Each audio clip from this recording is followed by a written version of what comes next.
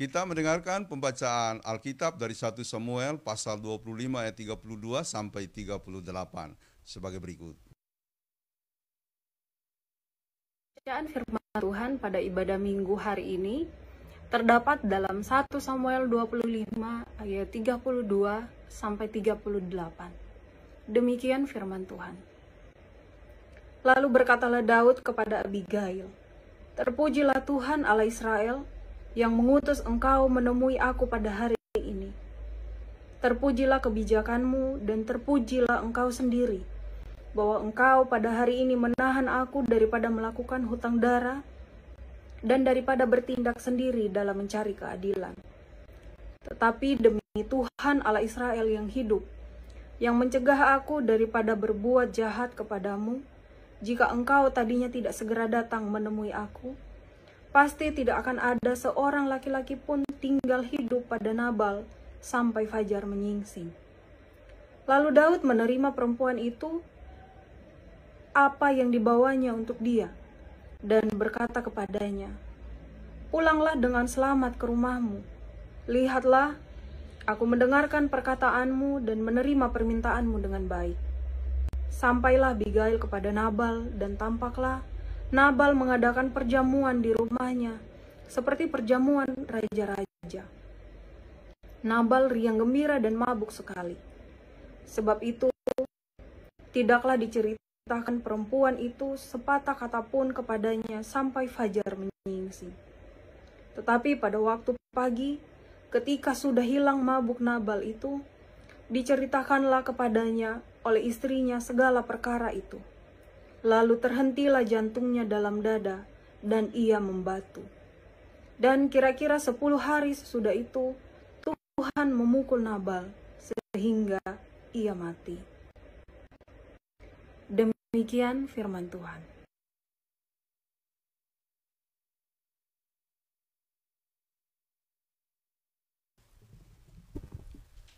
Demikianlah firman Tuhan, terpujilah Tuhan Yesus Kristus, haleluya. Haleluya, haleluya, haleluya.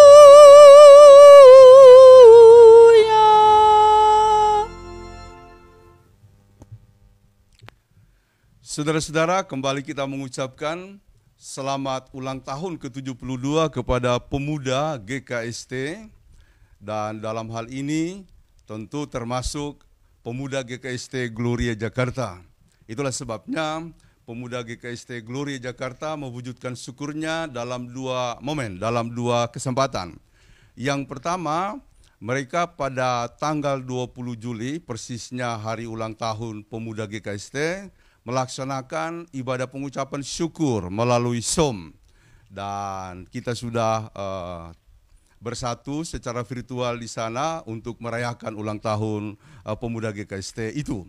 Yang kedua, pada kesempatan ini pemuda mengambil bagian dalam beberapa akta liturgi, bahkan memberikan pujian, dan sebentar kita akan mendengarkan sambutan daripada Ketua Pemuda kita membacakan sambutan yang dikirim dari Sinode, dari pengurus pemuda Sinode. Jadi sekali lagi selamat kepada para pemuda di mana saja berada, dan khususnya pemuda GKST Gloria untuk ulang tahun pelayanan pemuda GKST yang sudah berusia 70 tahun. Kalau dihitung secara manusia, maka ini sudah usia lanjut, tetapi dalam pelayanan tidak ada usia lanjut. Semua usia adalah usia yang baru, karena kesempatan itu diberikan oleh Tuhan untuk membaharui kita dan memberikan kesempatan untuk kita bekerja lagi dan lagi, bekerja lagi dan lagi.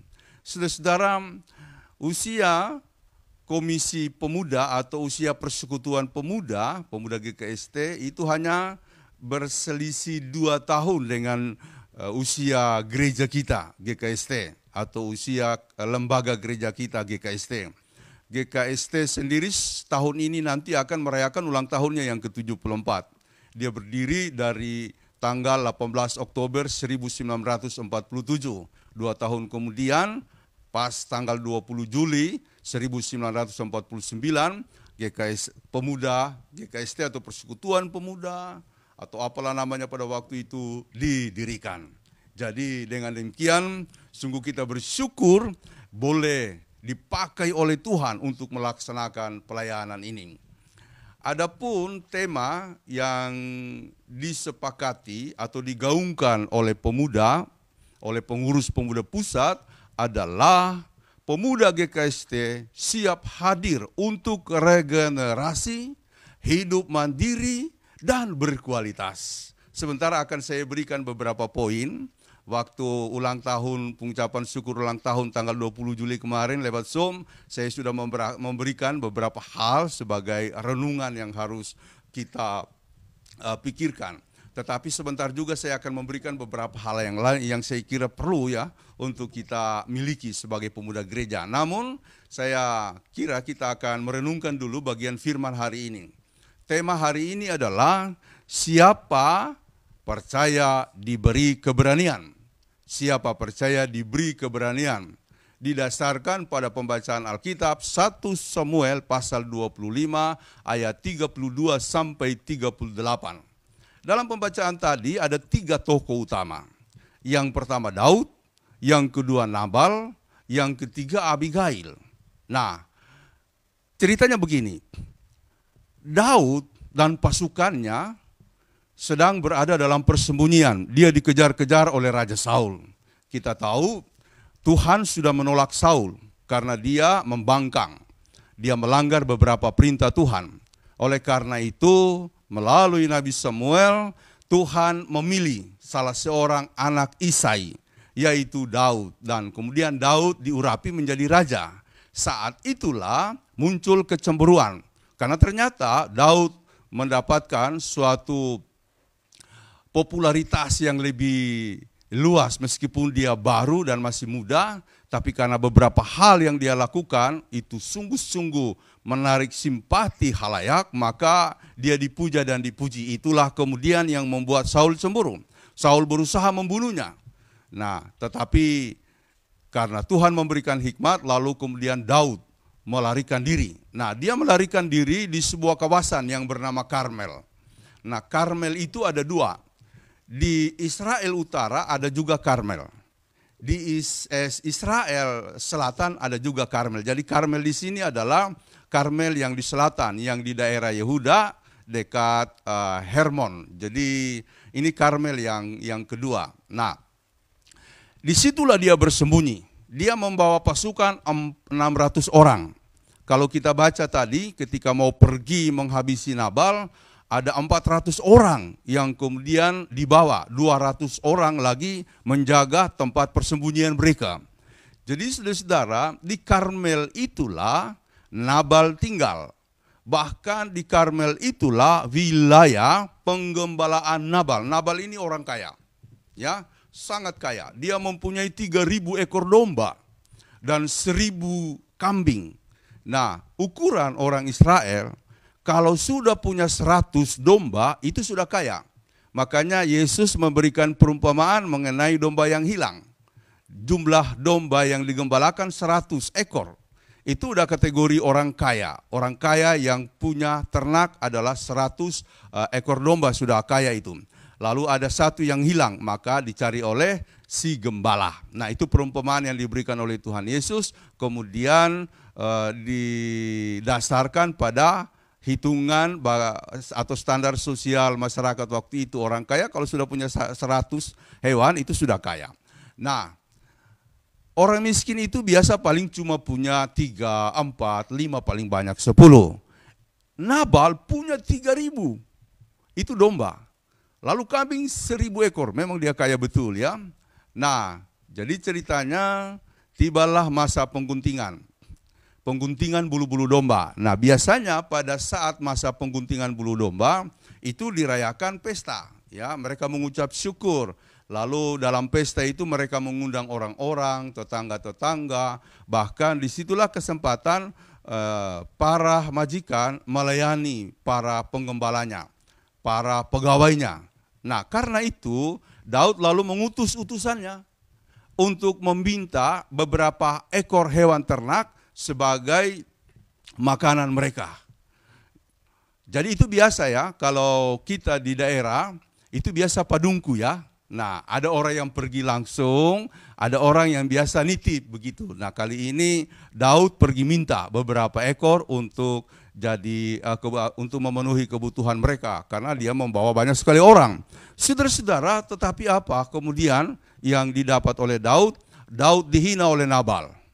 Ya, Daud lalu kemudian dilecehkan. Sebenarnya Nabal kenal Daud ya, karena dia mengatakan, dia anak Isai. Jadi dia kenal ya. Jadi hanya saja memang dia menganggap Daud itu apalah, orang tidak ada apa-apanya. Karena itu dia menolak permintaan Daud, bukan cuma menolak, malah dia dihina. Saudara-saudara, ketika para utusan itu kembali, Daud betul-betul marah. Dia panas ya, panas, emosi lah kalau bahasa sekarang. Dia lalu mengatakan kepada 400 orang yang mengikuti dia, siapkan pedang, kita harus menghabisi dia. Saudara-saudara, hal itu didengar oleh Abigail, istri Nabal, yang cantik dan bijaksana. Jadi ada seorang penggembala yang di sini disebutkan bujang, pegawai atau pembantu dari Nabal atau dari Abigail ya, yang selalu disuruh-suruh oleh Abigail. Lalu kemudian dia menyampaikan hal itu. Abigail kemudian merasa harus melakukan sesuatu. Jadi sebagai seorang istri, bahkan juga sebagai seorang majikan perempuan dari para penggembala, dia ingin supaya jangan terjadi masalah.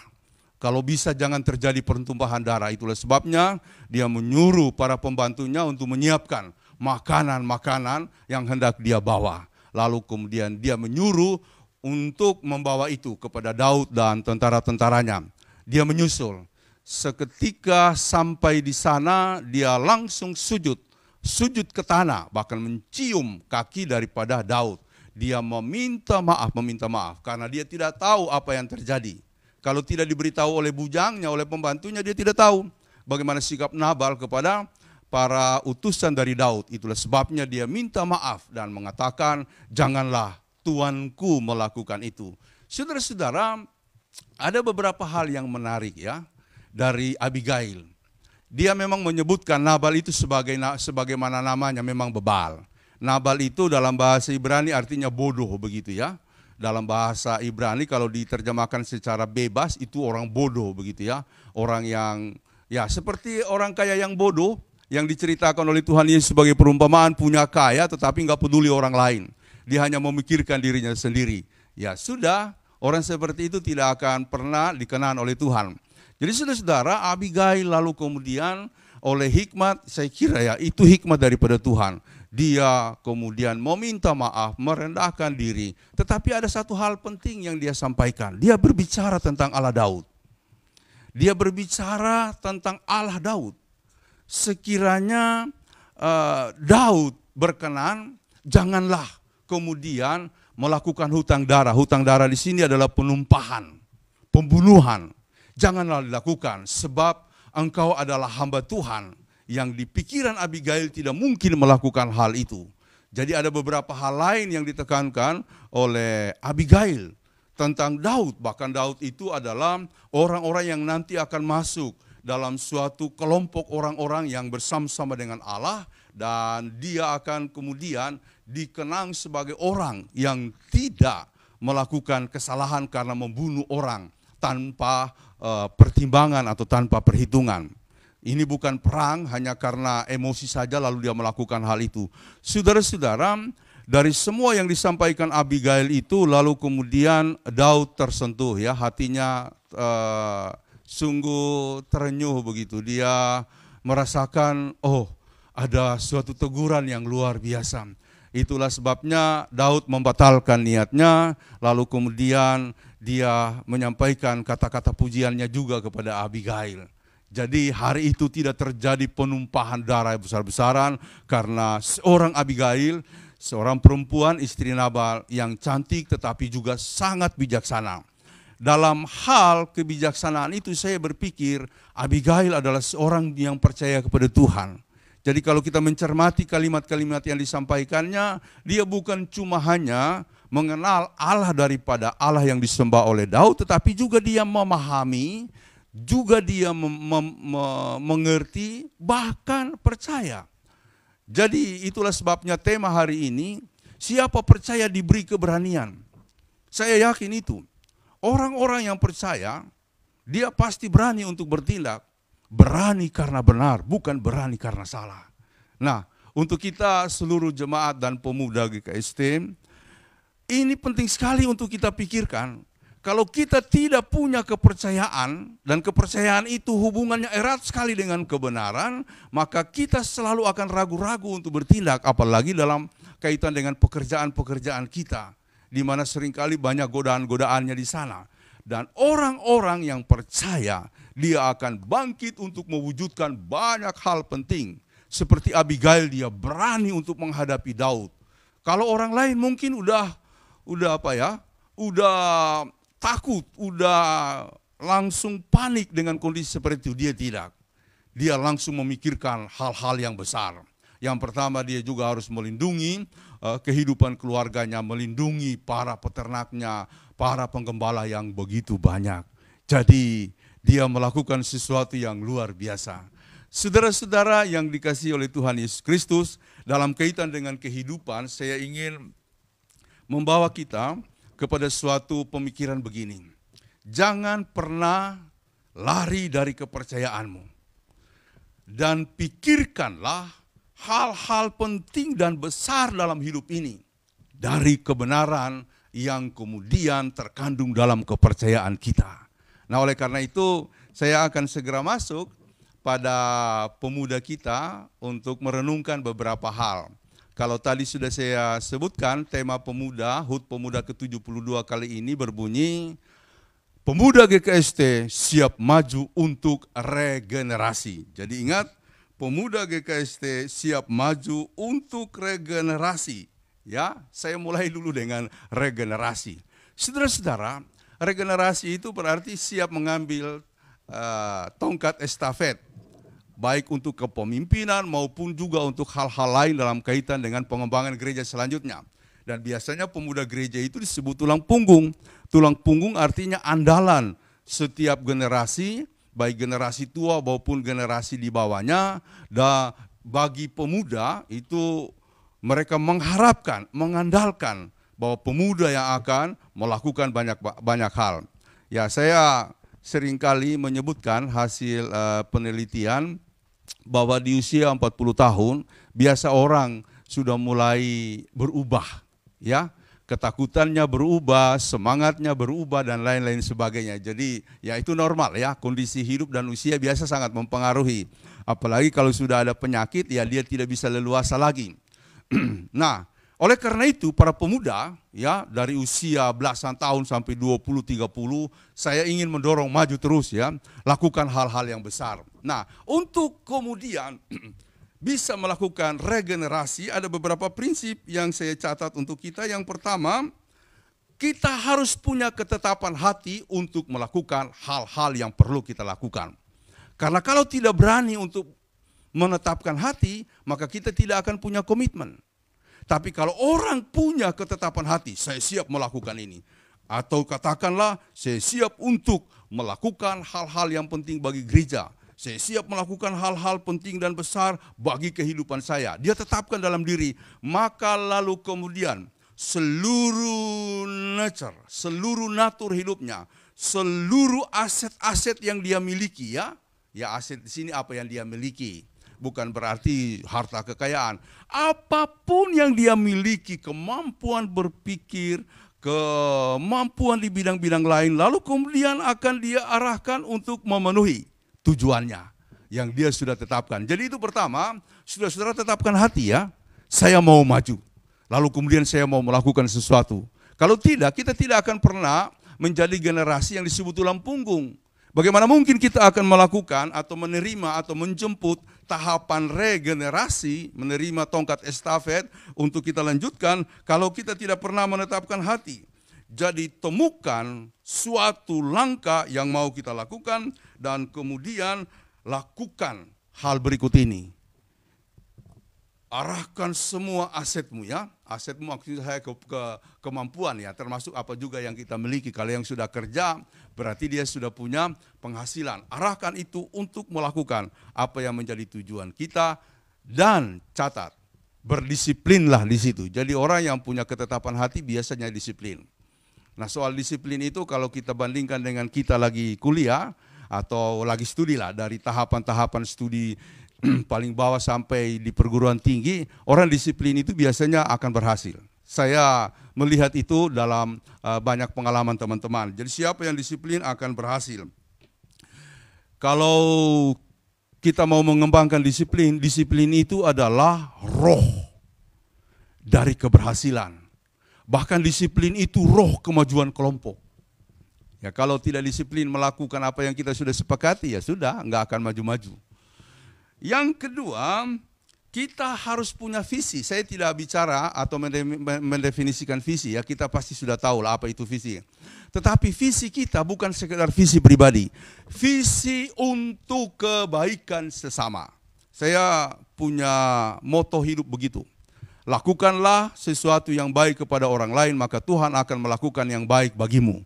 Jadi visi kita adalah melakukan kebaikan untuk sesama. Dan kalau itu tidak kita miliki, ya saya kira kita juga akan gagal untuk menerima tongkat estafet atau melakukan menjemput regenerasi. Saudara-saudara, yang ketiga sebagai bagian yang penting dalam hal regenerasi adalah berpikirlah baik. Dalam bahasa psikologi berpikir positif. Karena orang yang berpikir baik udah pasti akan melakukan hal-hal baik. Ini kata kunci yang penting ya. Orang yang melakukan hal-hal baik akan kemudian melakukan kebaikan-kebaikan. Orang yang berpikir baik. Pikiran menjadi pendirian, pendirian menjadi tindakan, tindakan menjadi kebiasaan. Dan saudara-saudara, citra diri kita ditentukan oleh apa yang kita lakukan setiap hari. Kalau kita melakukan yang baik, murah senyum, selalu menegur orang, lalu kemudian kita peduli, ya itulah citra diri kita. Jadi citra diri kita tidak dibentuk nanti. Misalnya kalau kita sudah punya duit banyak, oh tidak, dia dari sekarang. Dari hal-hal yang kita lakukan setiap hari itulah citra diri kita. Berpikirlah baik untuk kemudian kita melakukan yang baik. Maka dari sanalah kemudian terbangun suatu karakter ya, karakter seorang yang siap untuk regenerasi atau karakter pemimpin. Berkaitan dengan hidup mandiri dan berkualitas. Saya tidak memisahkan dua hal ini ya, saya menyatukannya. Karena seorang yang hidup mandiri biasanya berkualitas. Dan orang yang berkualitas biasanya dia punya kemandirian. Nah, oleh karena itu dua hal ini sebagai suatu tujuan yang hendak dicapai oleh para pemuda GKST, saya menekankan beberapa hal. Hidup berkualitas dimulai dengan iman yang berkualitas. Ya, kita tidak bisa memulaikan seperti yang saya tekankan pada tanggal 20 Juli kemarin, kita tidak bisa kemudian melakukan banyak hal dengan meninggalkan iman, tapi dengan iman yang berkualitas ya, kita akan dapat melakukan banyak hal. Jadi iman kita menolong kita untuk memiliki integritas. Karena di dalam Alkitab atau firman Tuhan kita diajar untuk memiliki sikap-sikap yang sesuai dengan nilai-nilai Tuhan. Sesuai dengan nilai-nilai kemanusiaan. Ya, kita punya nilai-nilai Tuhan, tetapi pada saat yang sama nilai-nilai Tuhan itu kita jabarkan. Dan itulah yang lalu menjadi hukum terpenting dari Kristus untuk kita, mengasihi Tuhan Allah sepenuh-penuhnya, tetapi juga pada saat yang sama mengasihi sesama manusia sebaik-baiknya seperti kita mengasihi diri sendiri. Jadi orang yang punya iman berkualitas akan memulaikan hidup yang mandiri dan berkualitas tadi. Yang kedua, tubuh yang berkualitas. Ya, saya kira sudah waktunya juga kita berbicara soal tubuh yang berkualitas. Tubuh yang berkualitas di sini ya pasti adalah tubuh yang sehat. Bukan berarti ini ukuran ya, karena banyak pendeta mengajarkan hal-hal yang menurut saya agak sulit untuk diterima ya. Mungkin juga bisa menyesatkan. Mereka selalu mengatakan orang yang diberkati itu adalah orang yang sehat, orang yang berduit, orang yang punya kaya. Nah, saya berpikir lalu mereka yang sakit, apalagi sakit dari awal, apakah mereka tidak diberkati? Padahal Tuhan mengatakan kepada Paulus ketika dia minta untuk mengangkat duri dalam dagingnya, apakah itu penyakit atau pergumulan, Tuhan mengatakan, cukuplah kasih karuniaku kepadamu. Justru dalam kelemahanmu lah kuasaku menjadi sempurna. Nah, ini memberikan kesempatan kepada kita untuk berpikir bangun tubuh yang berkualitas. Apapun kondisimu, saya mengoleksi buku-bukunya Nick Vujicic. Ya, saya kira semua tahu Nick Vujicic ya, orang yang tidak punya kaki, tidak punya tangan, yang tadinya mau bunuh diri karena merasa rendah diri sebab dia tidak punya anggota yang normal, anggota tubuh yang normal seperti orang lain. Tetapi firman Tuhan mengubahkan dia melalui ajaran dari orang tuanya, ibunya. Dia menemukan bahwa semua orang hadir di dunia ini punya tujuan. Ya, tidak ada orang yang ada di dalam dunia ini tanpa tujuan. Jadi apapun kondisimu adalah untuk Tuhan. Jadi ketika saya berbicara mengenai tubuh yang berkualitas, memang saya menganjurkan supaya kita menjaga kesehatan. Tetapi bukan berarti yang sakit-sakit lalu tidak punya kualitas. Dia akan dapat menemukan kualitas dirinya. Nah, kita menjaga kesehatan itu dalam rangka menjaga stamina, menjaga vitalitas hidup. Dengan demikian kalau begitu kita bisa melakukan banyak hal, termasuk menolong orang-orang yang susah. Nah, Daniel contohnya, ya, menjaga vitalitas hidupnya bukan hanya soal makanan dan yang lain-lain ya. Saya luruskan. Vitalitas itu berkaitan bagaimana kita mengonsumsi sesuatu, tetapi bukan soal makanan seperti makanan yang diberikan oleh raja-raja. Daniel, dia hanya makan ya hal-hal biasa saja. Waktu itu ada upaya untuk kemudian membandingkan. Daniel makan sayur-sayuran dan yang lain-lain, yang lalu kemudian yang lainnya makan, orang-orang pegawai di istana makan makanan yang disiapkan atau dihidangkan di istana. Tapi yang jauh lebih sehat adalah Daniel. Jadi Daniel adalah sebuah contoh bagaimana orang taat tetapi juga dia menjaga kebugaran tubuhnya. Kemudian penghasilan yang berkualitas. Ya, ketika saya bicara soal penghasilan yang berkualitas, maksud saya begini, bukan bahwa kita punya duit itu yang menjadi pikiran kita. Betul, kita perlu mendapatkan sesuatu yang cukup ya, kalau lebih itu juga bagus ya, biar kita tabung. Ya, banyak orang yang ngapain nabung? Nabung itu penting untuk masa depan. Lalu kemudian dengan kelebihan-kelebihan uang kita juga bisa membantu, apalagi dalam kondisi pandemi ini kita harus bantu orang. Ya, baik kita lakukan secara organisasi lewat gereja GKST ataupun juga kita lakukan secara pribadi. Nah, yang saya katakan tadi, penghasilan yang berkualitas adalah carilah sesuatu dengan cara yang halal. Ya, kalau bukan hak kita jangan. Kalau kita kemudian disodorkan uang, tanya, ini uang apa? Saya tidak kerja kok dapat. Ya, kecuali dapat lotre ya. Tapi kan itu jarang yang bisa mengalami hal seperti itu. Nah, carilah penghasilan yang berkualitas. Artinya betul-betul kita pikirkan dari mana asalnya, hasil keringat kita sendiri. Dan kalau memang kita bisa mengumpulkan, buatlah penghasilanmu berkualitas bukan cuma untuk konsumsi sendiri, tapi untuk kita bagikan kepada orang yang lain. Lalu saudara-saudara, penghasilan yang berkualitas yang ingin saya ajarkan adalah bahwa kita mendapatkan penghasilan, punya uang, tapi kita juga mau bagi-bagi ke orang lain. Sebenarnya prinsip Kristiani itu memberi, yang paling berbahagia itulah memberi daripada menerima. Ya, kita dapat, tapi kemudian kita pikirkan untuk memberi. Tuhan, saya mau bekerja keras. Ya, saya ingin bantu orang. Saya ingin bantu orang tua saya. Ada pemuda di sini yang jarang kirim uang kepada orang tuanya. Saya mau sampaikan, jangan berkata saya tidak cukup, saya punya kepentingan. Jangan, orang tua dulu tidak pernah beralasan dia kurang, dia lakukan. Jadi saya kira saudara-saudara, kalau sudah bekerja tiap bulan kirim ya. Kirim tiap bulan. Ya, kalau misalnya mau kumpul ya kirim banyak-banyak. Jangan kirim akhir tahun jumlahnya sama dengan apa yang kita harus kirim tiap bulan.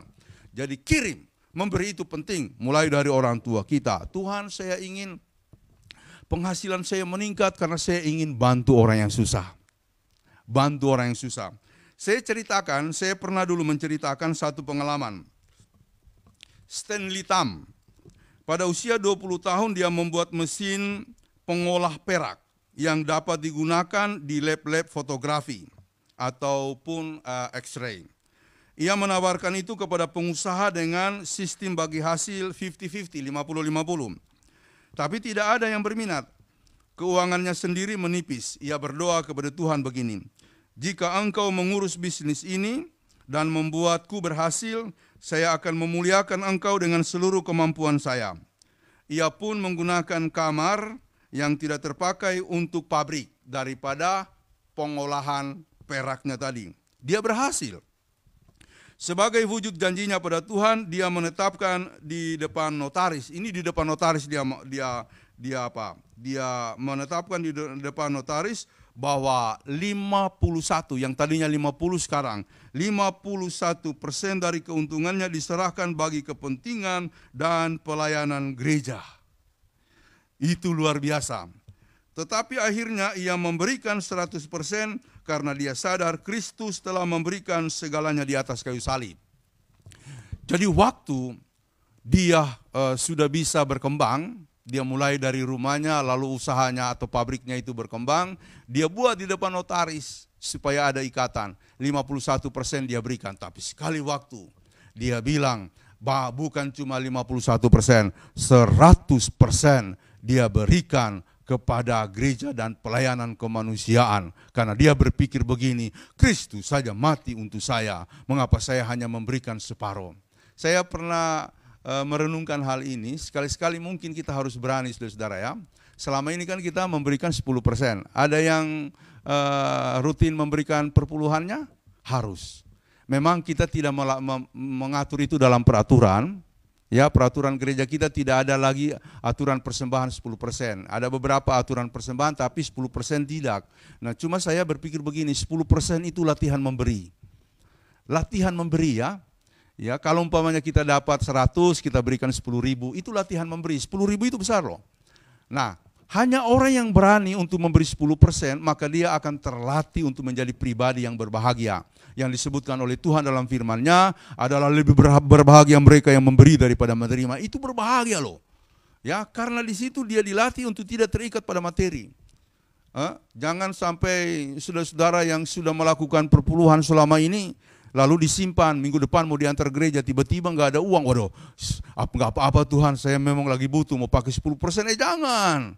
Jangan, itu latihan memberi. Kalau sudah bilang 10% untuk gereja atau kita mau jadikan persembahan, lakukan. Nah, saudara-saudara, lalu kemudian saya merenungkan begini. Walaupun kita tidak punya peraturan mengenai persepuluhan ya, seperti di gereja-gereja, itu latihan untuk memberi. Latihan bagaimana kita mau memberi seperti si Tam tadi, 50 atau 51% kalau kita tidak pernah berhasil untuk yang 10%. Tam akhirnya memberikan 100%. Karena itu saya mungkin ingin menyampaikan, ini agak aneh ya. Sekali-sekali mungkin kita ketika menerima gaji dalam 1 tahun. Tahun 2021 ini kita sudah terima sampai bulan November. Tuhan, di bulan Desember kebetulan itu Natal, saya akan berikan seluruh gaji saya. Ada yang berani? Teman-teman pemuda, ada yang berani? Ya, ada yang berani Pak Feris, Reni atau Ul atau Abed atau Indah atau siapapun, saya sudah diberkati oleh Tuhan selama 1 tahun. Tapi di akhir tahun saya akan memberikan 100%. Kan kita pasti bingung, karena setiap hari kan kita punya kebutuhan. Saudara-saudara, kalau kita berani melakukan itu, di situ akan terjadi sebuah keajaiban hidup. Ya, maksud saya sebuah keajaiban di mana kebahagiaan itu akan sangat terasa. Kebahagiaan orang Kristen sekali lagi hanya dapat kita nikmati dan rasakan ketika pola Yesus yang memberikan dirinya itu juga menjadi pola kita dalam kehidupan ini. Yang berikut saudara yang saya kira perlu untuk kita kembangkan dalam rangka menjadi orang yang hidupnya mandiri dan berkualitas adalah berdisiplinlah, yang tadi juga saya sudah singgung pada bagian awal. Oleh karena itu saya tidak kembangkan ini lebih jauh. Disiplin itu penting, ya, karena disiplin itu adalah cara kita untuk memaksimalkan waktu. Ini kan 1 hari kan panjang. Hitung 1 hari itu untuk apa? Dulu di Renungan Pemuda saya sudah membahas mengenai 8 jam ketiga. Hidup kita kan 24 jam. Dibagi 3, 8 jam pertama, 8 jam kedua, 8 jam ketiga. Nah, 8 jam pertama untuk apa? Untuk kita bekerja dan sekolah, studi. Orang bekerja kan rata-rata 8 jam sehari. 8 jam yang kedua itu adalah 8 jam kita tidur. Kita kan tidur 6 sampai 8 jam. Jadi 8 jam yang pertama, 8 jam yang kedua udah 16 jam. 8 jam yang ketiga itu adalah saat kita berjalan, ya kalau kondisi normal ini ya, kita bicara kondisi normal. Saat kita berjalan, saat kita menunggu, saat kita pergi makan, saat kita ngobrol sama teman, ya, saat kita main HP. Nah, menurut penulis buku itu, ternyata keberhasilan kita juga sangat ditentukan oleh 8 jam yang ketiga. Kalau kita misalnya pergi kemana-mana, kita kemudian memikirkan sesuatu.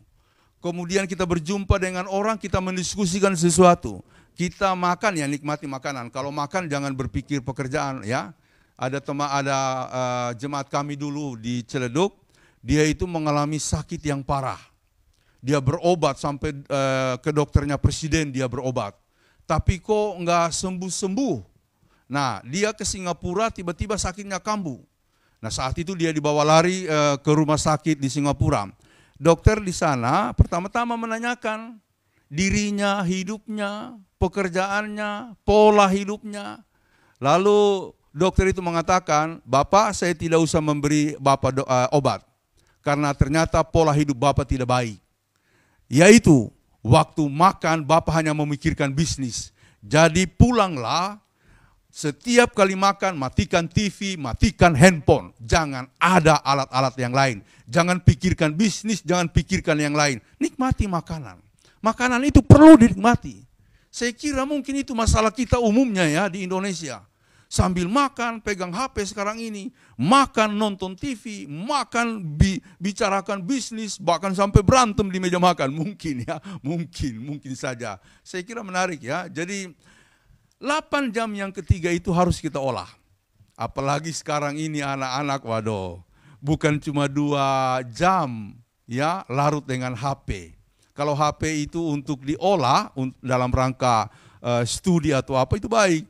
Tapi hanya lihat-lihat games, lihat-lihat vlog-vlog yang aduh saya kadang-kadang miris juga melihat anak-anak kita. Nah itu penting ya saya sampaikan supaya kalau kita tidak melakukan itu, kita sulit untuk menjadi pemimpin yang berkualitas. Dan yang terakhir yang perlu saya tekankan adalah perubahan. Lakukan perubahan. Pikirkan perubahan. Selama Anda melayani sebagai gereja, sebagai pemuda gereja, pikirkan perubahan. Ya, demikian juga saya, teman-teman majelis, jemaat, pikirkan saya mau melakukan perubahan apa. Nah, perubahan itu tidak akan terjadi kalau kita tidak mulai dari iman. Dan perubahan itu hanya bisa kita wujudkan dengan sebuah keberanian persis seperti Abigail. Dia ingin mengubahkan Daud yang tadinya sangat emosional untuk menjadi pribadi yang tetap hamba Tuhan. Sehingga nanti kalau matinya dia tidak terhitung kepada orang-orang berdosa seperti suaminya. Yang dia sebut sendiri sebagai orang yang bebal dursila.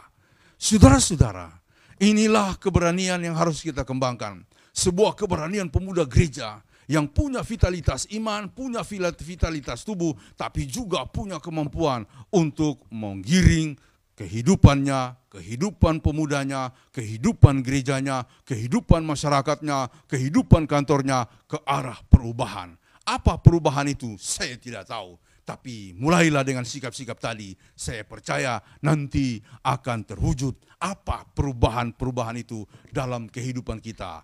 Tuhan memberkati saudara-saudara jemaat dan khususnya pemuda yang merayakan ulang tahun pelayanannya yang ke-72. Dirgahayu Pemuda GKST. Demikian juga Dirgahayu Pemuda GKST Gloria Jakarta. Amin.